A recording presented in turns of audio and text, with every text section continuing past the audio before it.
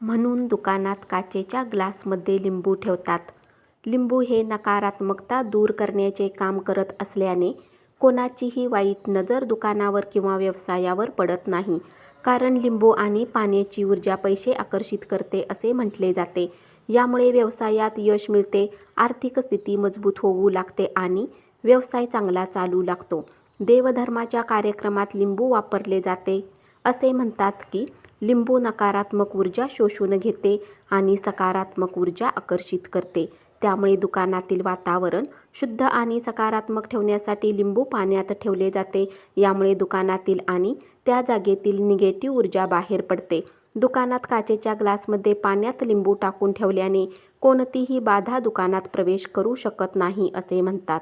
लिंबू काचेच्या ग्लासमध्ये पाण्यात ठेवल्याने यश मिळते. हे लिंबू दुकानदार त्यांच्या गल्ल्याजवळ ठेवू शकतात.